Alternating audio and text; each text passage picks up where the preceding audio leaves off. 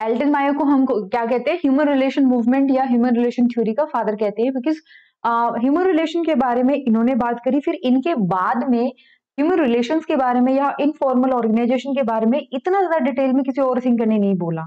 ये एक फैक्ट है कि ह्यूमन रिलेशन अप्रोच में सिर्फ इनका नाम प्रोमिनेंटली पढ़ते हो, ठीक है, और किसी ने इतना ज्यादा नहीं बोला जितना इन्होंने डिस्कस किया था। ऑस्ट्रेलिया से बिलोंग करते थे, मेडिसिन की इन्होंने स्टडी करी थी। 1923 में ये यूएसए चले गए थे। 1926 में इन्होंने हार्वर्ड यूनिवर्सिटी ज्वाइन करी as associate professor of industrial research. तो देख पा रहे हो कि ये मेडिसिन के थे, फिर ये इंडस्ट्रियल रिसर्च वाले फील्ड में आ गए। एंड उसके बाद में इन्होंने काफी सारे रिसर्च प्रोग्राम कंडक्ट कराए, लेकिन उन्होंने अपना मेन फोकस क्या रखा, behaviour of the workers and their production capacity.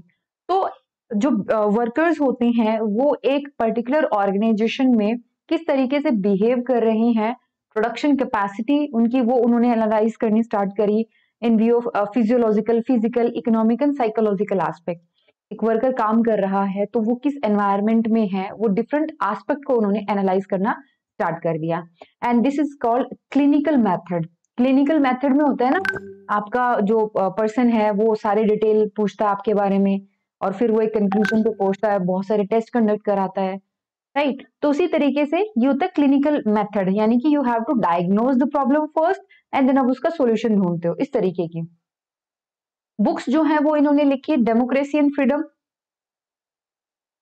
And essay in social logic, the human problem of an industrial civilization, the social problem of an industrial civilization. तो आप देख पा रहे हो यूएसए की जो इंडस्ट्रियल रिवोल्यूशन वाला टाइम पीरियड था, उसमें ह्यूमन प्रॉब्लम क्या है और सोशल प्रॉब्लम क्या है, इसके ऊपर उनका ज्यादा ध्यान था।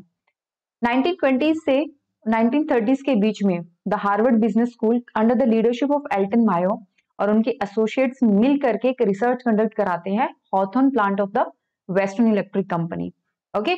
और ये एक्सपेरिमेंट है ना सीरीज में हो रहे हैं, तो कोशिश करना आप सीरीज में इनको याद कर पाओ, वो चीज बहुत ज्यादा जरूरी है। सीरीज में याद करोगे तो चीजों को समझना और हर एक एक्सपेरिमेंट का क्या कंक्लूजन रहा वो इंपॉर्टेंट हो जाता है, ठीक है। तो मैं थोड़ा सा आपको बता दूं कि प्रीवियस ईयर क्वेश्चंस किस तरीके से पूछे गए हैं, थोड़ा सा आपको आइडिया रहेगा, right. Just give me 1 minute please.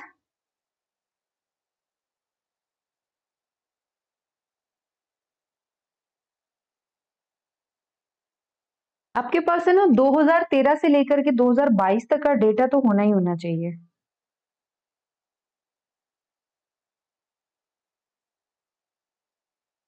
Okay, 2017 का एक क्वेश्चन है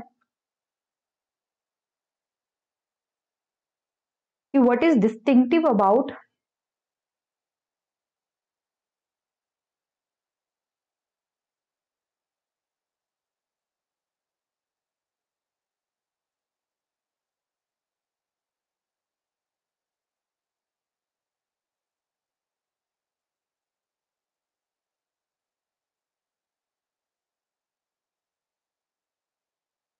about the classical model, classical and human relations school of administration is their complementarity to age। और स्टेटमेंट को आप नहीं करना था एनालाइज। कहने की बात ये है कि जो क्लासिकल मॉडल है और जो ह्यूमन रिलेशन मॉडल है वो एक दूसरे को कॉम्प्लीमेंट करता है। इसमें क्या था कि क्लासिकल थ्योरी की सबसे बड़ी प्रॉब्लम क्या थी कि उसने ह्यूमन एस्पेक्ट को कंप्लीटली नेग्लेक्ट किया। ह्यूमन रिलेशन अप्रोच की क्या फोकस था कि जो एस्पेक्ट मिस हो गया क्लासिकल थ्योरी का वो उन्होंने इंक्लूड कर दिया। दैट मीन्स ये दोनों मिलकर के कंप्लीट थ्योरी अब आपको दे पा रहे हैं। ऐसा नहीं है कि आप एक अल्टरनेटिव नहीं था, ये याद रखना। क्लासिकल मॉडल का अल्टरनेटिव नहीं था, ना तो इन्होंने मैक्स वेबर जैसी कोई इन्होंने नई ब्यूरोक्रेटिक सिस्टम बताया है, ना ही इन्होंने कोई प्रिंसिपल देने की कोशिश करी है जस्ट लाइक हेनरी फायोल और गुलिकन उर्विक, ना ही इन्होंने टेलर की तरह कोई टूल को हैंडल करने का या फिर वर्क स्टडी और इनके बारे में बात करी है। जो क्लासिकल थिंकर्स करके गए उन्होंने बस एक चीज और ऐड करी है उन्हीं की फाइंडिंग में। इसलिए हम ये मान के चलते हैं कि ह्यूमन रिलेशन अप्रोच ने जो चीजें प्रोवाइड करी वो क्लासिकल थिंकर्स की ही एक काइंड ऑफ कॉम्प्लीमेंट्री स्टडी थी। इस तरीके का क्वेश्चन आता है, ऐसे बहुत ज्यादा डिटेल में नहीं पूछा जाता, वही है ओवरव्यू पूछा जाएगा आपसे इनके बारे में। तो इनका पहला एक्सपेरिमेंट होता है, ठीक है, ये हॉथॉर्न से पहले है, मतलब दो चीजें ध्यान रखनी है अब आपने। हॉथॉर्न एक्सपेरिमेंट इनकी लाइफ का सबसे बड़ा एक्सपेरिमेंट रहा, लेकिन ये स्टार्ट किसी और ने किया था, स्टार्ट किसी और ने किया। फिर उस पर्सन को जो रिजल्ट आए वो समझ में नहीं आया कि ऐसा क्यों हो रहा है।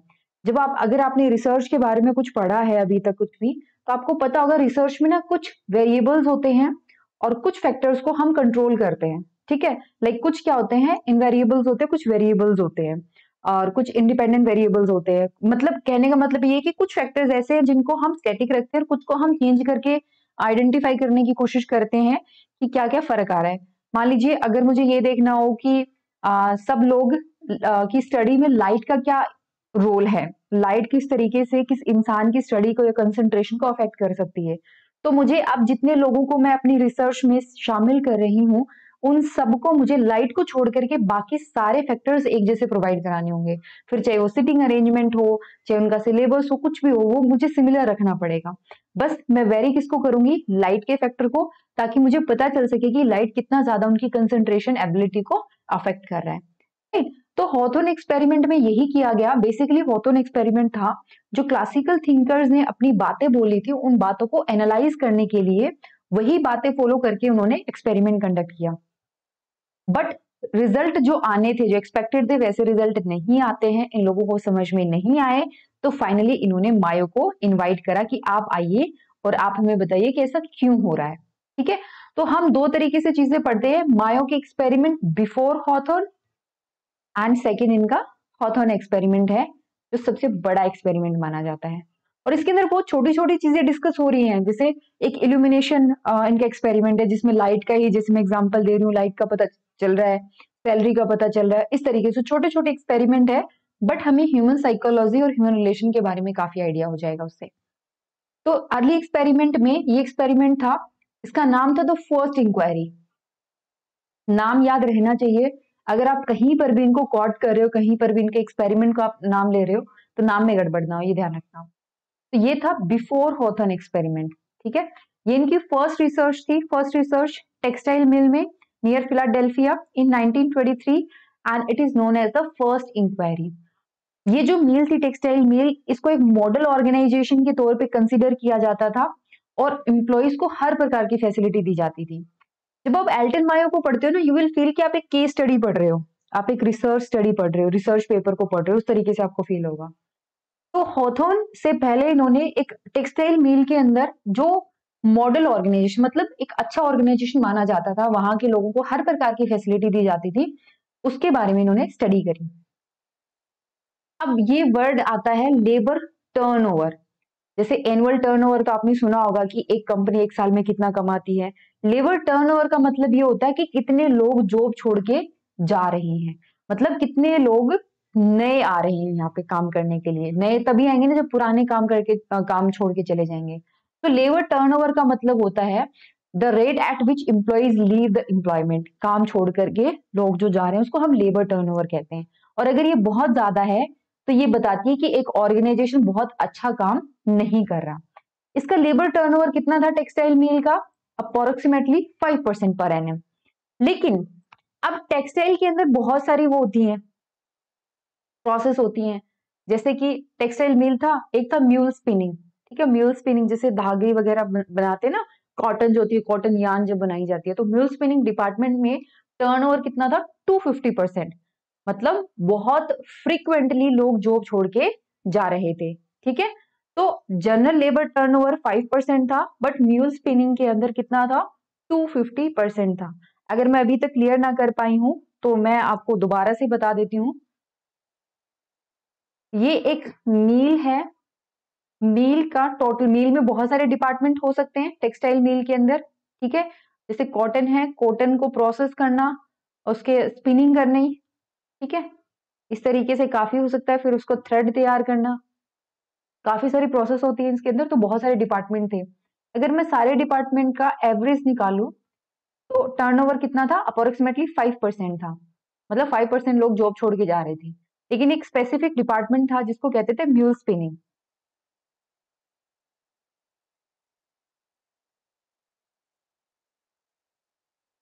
उसके अंदर लेबर टर्नओवर कितना था?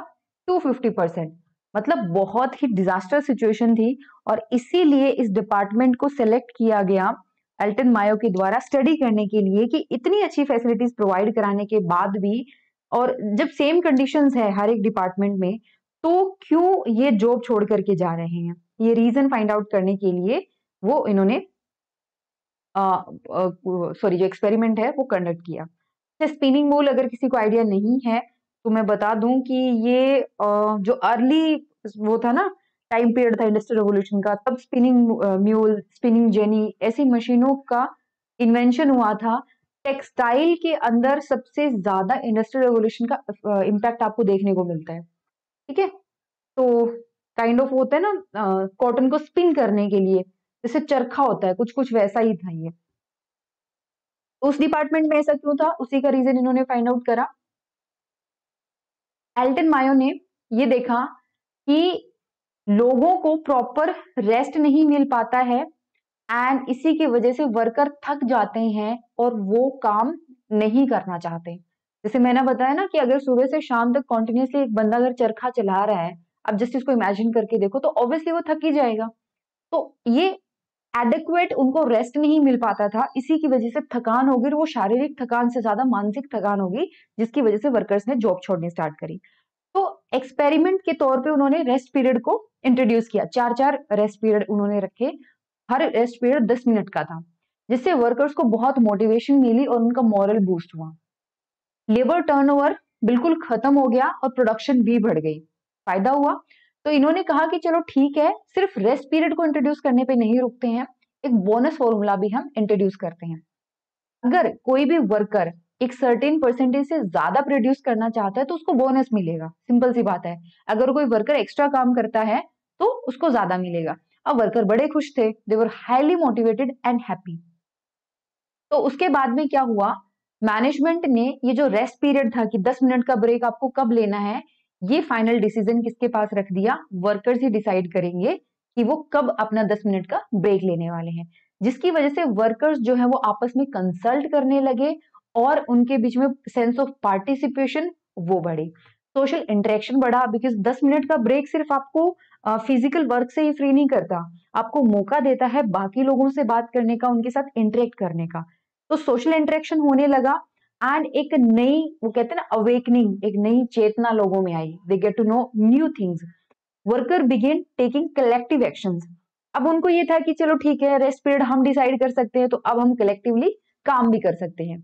और यहां से जो हाइपोथेसिस थी जिसका नाम था रेबल हाइपोथेसिस, रेबल हाइपोथेसिस मानती है कि इंसान है ना, वो सब लोग झुंड हैं। मतलब अगर किसी ऑर्गेनाइजेशन में बहुत सारे लोग काम कर रहे हैं तो बेसिकली वो एक झुंड है जो जिसमें हर एक इंसान अपने इंटरेस्ट के लिए काम कर रहा है।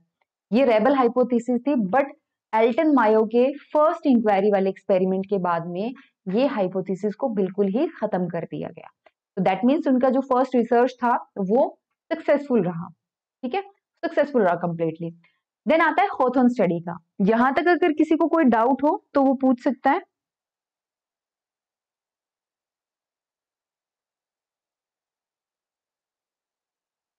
ठीक है, आगे हॉथॉर्न स्टडी को कंटिन्यू करते हैं।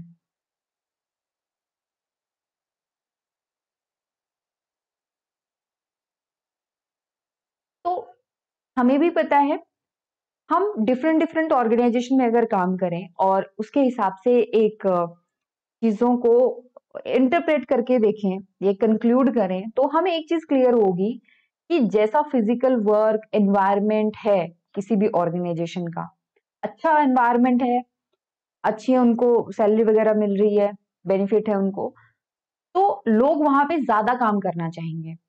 That means there exist a clear cut cause and effect relationship between the physical work, environment, wellbeing and productivity of the worker. Management इस बात में मानती है, बिलीव करती है कि अगर हम फिजिकल कंडीशन को इम्प्रूव कर दें, अगर हम उनको सैलरी देना शुरू कर दें, तो वर्कर्स जो हैं वो ज्यादा प्रोड्यूस करेंगे। इट्स लाइक पहले गर्मी में आपके लिए फैन था, फिर मैनेजमेंट ने सोचा कि नहीं, फैन की वजह से ना वर्कर्स अच्छे से काम नहीं कर रहे, चलो फैन को हटाओ, कूलर लगा दिया गया। बट देन दे रियलाइज कि नहीं, कूलर नहीं, अब हम इनके लिए एसी लगवाएंगे तो इनकी अच्छी फिजिकल कंडीशन हम उनको प्रोवाइड करेंगे, ठीक है, और आपको सैलरी भी बढ़ा दी। तो आइडिया तो ये था ना कि अगर हम ये सारी चीजें करेंगे तो बेसिकली प्रोडक्शन बढ़ना चाहिए, लोग ज्यादा मोटिवेशन के साथ काम करने चाहिए, ठीक है। इस चीज के साथ, इस थॉट प्रोसेस के साथ national research council of national academy of science ये रिसर्च कंडक्ट कर देती है। इसको लीड कौन कर रहे थे? George pen up. इन्होंने ये देखा कि सबसे पहले इल्यूमिनेशन यानी कि जो लाइटिंग होती है उसका और वर्कर्स की एफिशिएंसी का कितना इम्पैक्ट होता है।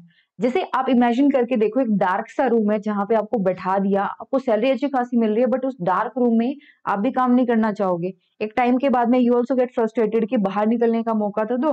तो यहाँ पर ये देखा गया कि लाइटिंग का कितना ज्यादा इन्फ्लुएंस आता है एफिशिएंसी के ऊपर। तो इन्होंने एक्सपेरिमेंट कंडक्ट किया in the Hawthorne plant of western electric company.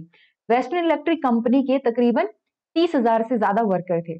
और इसी कंपनी को क्यों चुना गया? बिकॉज यहाँ पे अलग अलग जगह से लोग आकर के काम कर रहे थे। तो एक जो सैंपल हमें चूज करना होता है ना रिसर्च करने से पहले, मतलब रिसर्च के स्टेप्स होते हैं। जब आप रिसर्च कंडक्ट कराते हो तो आपने मान लीजिए रिसर्च प्रॉब्लम को आइडेंटिफाई कर लिया कि ये वाली जो है वो प्रॉब्लम है। उसके बाद में आपने एक हाइपोथेसिस दी। हाइपोथेसिस में आपने कह दिया कि जी देखो, आप अगर फिजिकल कंडीशन को इम्प्रूव करते हो तो क्या होगा, उनकी प्रोडक्टिविटी बढ़ेगी। ये हाइपोथेसिस है। अब हाइपोथेसिस को मुझे टेस्ट करना पड़ेगा। टेस्ट करने के लिए मुझे एक्सपेरिमेंट कंडक्ट करना है, और एक्सपेरिमेंट कंडक्ट करने के लिए मुझे सैंपल लेना पड़ेगा। और ये सैम्पलिंग बहुत मैटर करती है, ठीक है। आप अगर रिसर्च फील्ड में जाते हो तो सैम्पलिंग बहुत ज्यादा मैटर करती है। आप रैंडम सैम्पलिंग करते हो, मतलब रैंडम सैम्पलिंग में क्या होता है, ताकि आपका जो एक्सपेरिमेंट है वो एग्जैक्ट कंडीशन दिखा सके जैसी कंट्री के अंदर है। मान लो आपको कोई कह दे कि किसी पर्टिकुलर चीज को आपको ये देखना है कि इंडिया के अंदर ये चीज लागू होगी कि नहीं होगी, तो आप 140 करोड़ से जाके थोड़ी ना पूछोगे। आप क्या करोगे, ऐसी जगह को चूज करोगे जहां पर आपको ऑलमोस्ट हर स्टेट से हर टाइप का बंदा आपको मिल जाए। तो उसको कहते हैं रैंडम सैम्पलिंग। और वही यहाँ पे वेस्टर्न इलेक्ट्रिक कंपनी को चूज किया गया, बिकॉज उनका ये मकसद था कि यहाँ पर डिफरेंट डिफरेंट कंट्रीज से 60 नेशनैलिटीज से आए हुए लोग काम कर रहे हैं, तो हमारे लिए ह्यूमन साइकोलॉजी को समझना इजी हो जाएगा। तो और हर एक नेशनल ग्रुप जो है वो अलग प्रकार की स्किल को प्रोवाइड करा रहा था।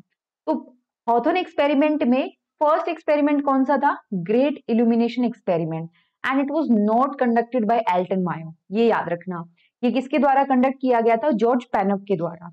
अभी तक एल्टन मायो इसमें एंटर नहीं हुए हैं। 1924 से 1927 के बीच में एक्सपेरिमेंट कंडक्ट किया जाता है। तो अगर आपको ऑब्जर्व करना है तो आपको क्या करना पड़ेगा? दो ग्रुप लेने पड़ेंगे।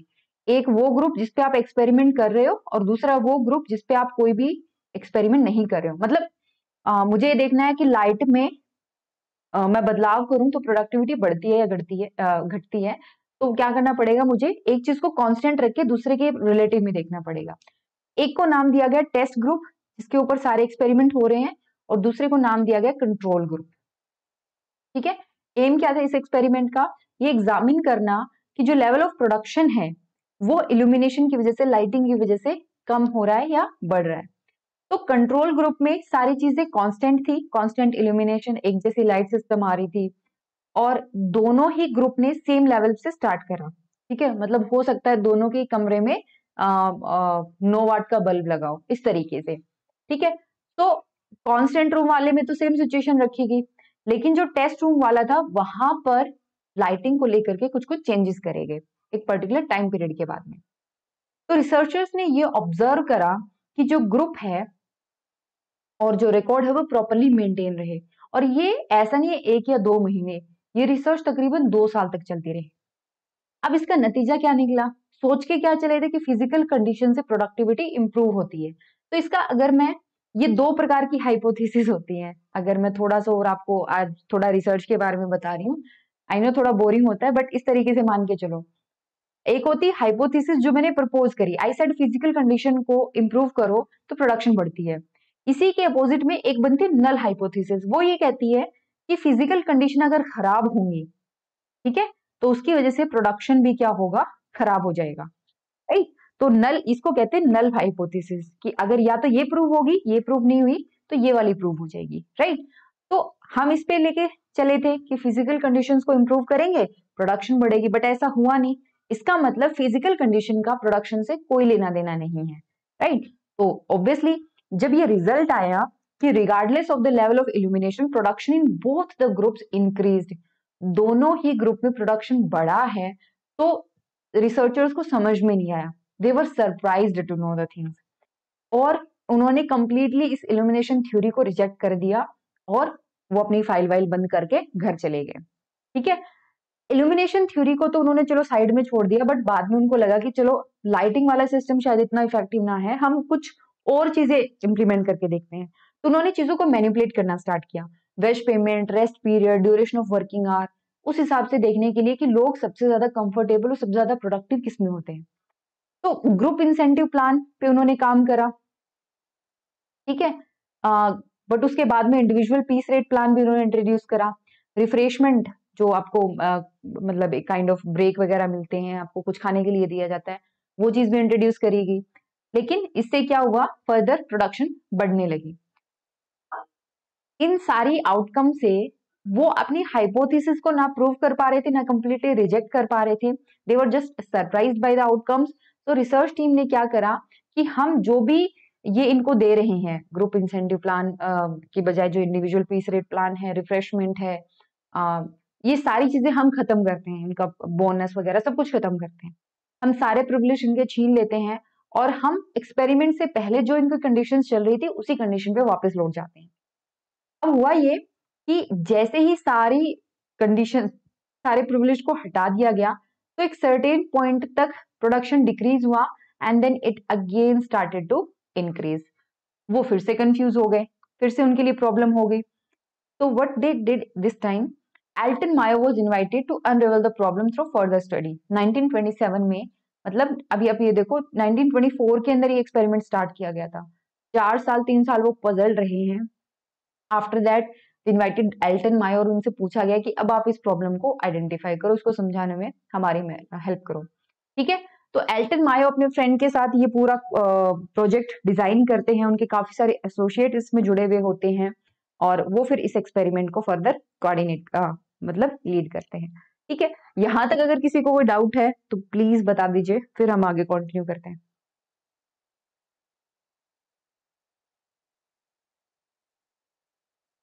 ओके, इनके जो फ्रेंड थे फ्रिट्ज जूल्स रोथेल्सबर्गर, वो इस चीज को एल्टन मायो को सपोर्ट करते हैं इनमें, बट एल्टन मायो का ऑब्वियसली काम ज्यादा प्रोमिनेंस पे आता है।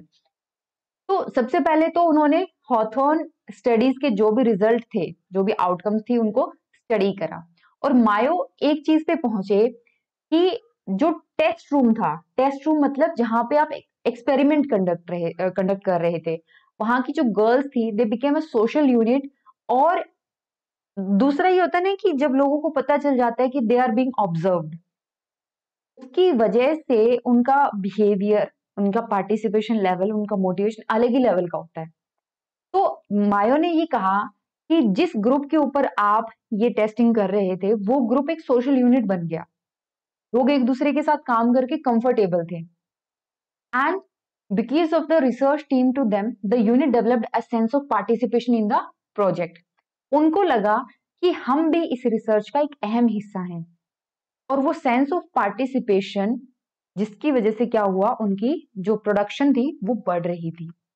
आपको भी लगता है कि ओके मेरे को ऑब्जर्व किया जा रहा है और मैं इस पूरे एक्सपेरिमेंट का, पूरी प्रोसेस का मैं एक इम्पॉर्टेंट एलिमेंट हूं, तो फिर आपकी भी प्रोडक्शन बढ़ जाएगी। तो यहां से कॉन्सेप्ट आता है इकोनॉमिक मैन का, नहीं सोशल मैन का। जैसे टेलर ने इकोनॉमिक मैन का कॉन्सेप्ट दिया था ना, वैसे ही मायो ने कॉन्सेप्ट दिया था सोशल मैन का। तो जितने भी उन्होंने स्टडीज देखी थी, स्टडीज कंडक्ट हुई थी, उनके लूज थ्रेड्स को समेटना स्टार्ट करा और फिर यहां से उनकी जो अल्टीमेट थ्योरी है वो समझ में आई। मैंने आपको बताया था रिसर्च में क्या होता है, आप प्रॉब्लम को आइडेंटिफाई करते हो, देन आपका क्या आता है, हाइपोथेसिस आती है। एल्टन मायो ने वापस से रिसर्च प्रॉब्लम को आइडेंटिफाई करा।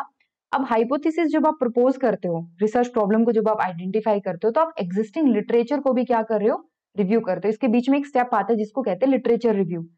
लिटरेचर रिव्यू में आप देखते हो कि क्या सेम प्रॉब्लम के ऊपर पहले से किसी ने कोई काम कर रखा है, ठीक है। तो यहाँ पर एल्टन मायो ने भी वही किया, उसने लिटरेचर रिव्यू करा, मतलब जिन्होंने हॉथन एक्सपेरिमेंट पहले कंडक्ट किया था उनका, एंड फिर उसके हिसाब से इन्होंने 5 हाइपोथेसिस को सजेस्ट किया। कौन सी थी वो 5 हाइपोथेसिस, देखते हैं। अच्छा, 5 की 5 यहाँ पे नहीं डिस्कस करी गई है, सिर्फ 5 में से 3 हाइपोथेसिस को बिल्कुल रिजेक्ट कर दिया गया, 2 हाइपोथेसिस को एक्सेप्ट कर लिया गया। फर्स्ट थी कि फर्स्ट हाइपोथेसिस का मतलब उन्होंने रीजन ढूंढने की कोशिश करी कि ऐसा हो सकता है। पहला तो ये था कि जो आप ये इंडिविजुअल बेस पेमेंट वाला लेकर के आए ना सिस्टम, ये बड़ा अच्छा है, इसकी वजह से आउटपुट बढ़ा है। दूसरा, जिस तरीके से लोगों को सुपरवाइज किया जाता है वो इम्प्रूव हुई है, जिसकी वजह से लोगों का एटीट्यूड और आउटपुट बढ़ा है, ठीक है। पहला तो ये कि आप लोग ग्रुप में मिलके सब लोग काम कर रहे थे, ठीक है, सब लोग ग्रुप में काम कर रहे थे और हर एक इंसान को इंडिविजुअल काम करने के लिए इंडिविजुअल बेसिस पे उसको क्या मिल रहा था, बोनस मिल रहा था। तो वो अपने सेल्फ इंटरेस्ट के लिए काम कर रहा था। ये तो था फर्स्ट रीजन जो उन्होंने दिया। सेकंड रीजन उन्होंने क्या दिया, सेकंड हाइपोथेसिस क्या थी कि ये जो काम कर रहा है, ये जो लोग भी जो भी काम कर रहे हैं, इनके ऊपर जिसकी निगरानी है, जो सुपरवाइज कर रहा है, वो सुपरविजन की जो टेक्निक्स हैं वो इंप्रूव हो गई। सुपरविजन अगर ऐसा हो कि वर्कर्स बर्डन मानने लगे चीजों को, तो क्या होगा, वो धीरे धीरे काम से अपना मन चुराने लगेंगे। बट अगर सुपरविजन ऐसा है जो उनको मोटिवेट करता है, उनकी गलतियां बता करके उनको एनकरेज करता है, इनिशिएटिव लेने के लिए उनको एनकरेज करता है, तो ऐसा सुपरविजन प्रोडक्शन को बढ़ाने में बहुत हेल्पफुल है। 2 हाइपोथेसिस दी गई और ये सेकेंड हाइपोथेसिस जो है वो फाइनली एक्सेप्ट कर ली जाती है, बट उससे पहले काफी सारे एक्सपेरिमेंट कंडक्ट किए जाते हैं, ठीक है, जिसमें सबसे पहला आता है relay assembly test room experiment, जो कंडक्ट किया गया कब से कब तक, 1927 से 1932 तक, ठीक है। तो दोनों हाइपोथेसिस को साइड बाय साइड टेस्ट किया जा रहा है, ओके, और 2 नए ग्रुप बना दिए गए। सबसे पहले फर्स्ट हाइपोथेसिस को टेस्ट किया गया, जिसमें क्या था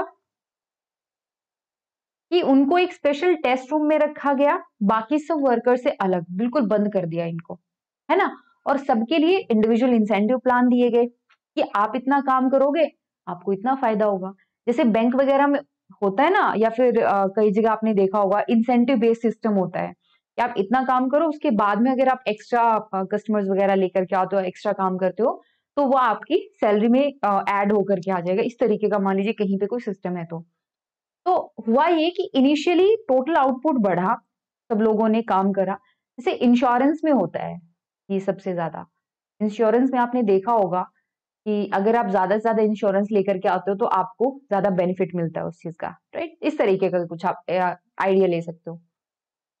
हुआ ये कि शुरुआती दौर में इनकी प्रोडक्शन बढ़ती है, आउटपुट बढ़ता है, बट उसके बाद में कांस्टेंट हो जाता है, यानी कुछ कुछ ऐसा था, ग्राफ ऐसा चल रहा था, बढ़ा and then it became constant. Second group चल रहा है, 2 ग्रुप हैं, पहले हाइपोथेसिस को टेस्ट किया जा रहा है, तो फर्स्ट ग्रुप को इंडिविजुअल इंसेंटिव प्लान पे रखा गया, सेकंड ग्रुप को इंडिविजुअल इंसेंटिव प्लान के साथ साथ रेस्ट पीरियड और वर्क ड्यूरेशन पे काम किया गया। यहां पर भी आउटपुट में चेंजेस आए, ठीक है, लेकिन इस ग्रुप में there was an average rise of output in the production over a period of 14 month. कुछ ज्यादा बढ़ोतरी नहीं हुई, हल्की सी बढ़ोतरी देखी गई 14 मंथ्स के अंदर।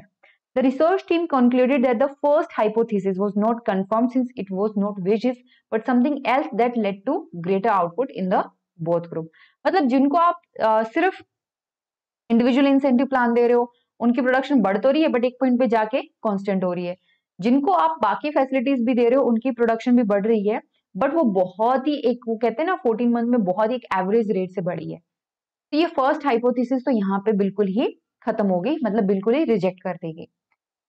फिर सेकेंड हाइपोथेसिस को टेस्ट किया गया। सेकेंड हाइपोथेसिस में क्या था कि एटमॉस्फेयर को थोड़ा सा रिलैक्सिंग बनाया गया, ठीक है, जो गर्ल्स थी जिन्होंने पार्टिसिपेट करा था इनको ज्यादा से ज्यादा अपने वर्कर्स से इंटरेक्ट करने का मौका मिला, अपने सुपरवाइजर्स के साथ बात करने का मौका मिला, एंड सुपरवाइजर्स ने ज्यादा से ज्यादा डेमोक्रेटिक मेथड को अपनाया. Now what is democratic method?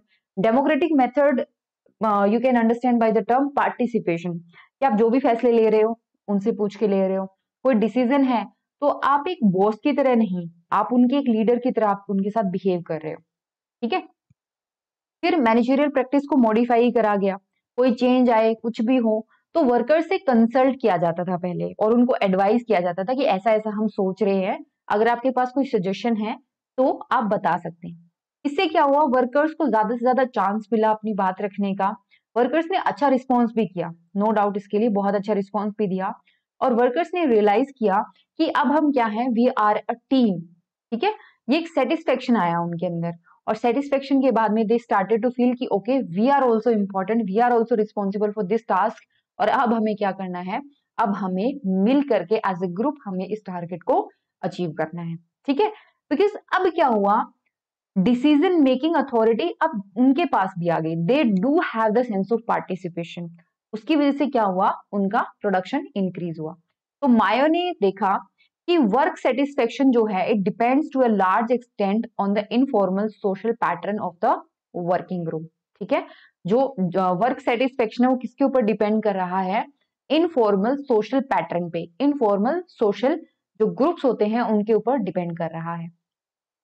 He said that the change in style of supervision improved the morale of worker, which in turn increased production. And ये क्या लिंक एस्टेब्लिश करता है between the supervision, moral, productivity, and यही इनके क्या बन गए, corner stone बन गए ह्यूमन रिलेशन थ्योरी के. ठीक है. तो ये था इनका सबसे पहला एक्सपेरिमेंट हॉथॉर्न स्टडीज के अंदर. नेक्स्ट आता है ह्यूमन एटीट्यूड एंड सेंटिमेंट. आप बताओ अभी आगे कंटिन्यू करूं या आज के लिए बस इतना बहुत है?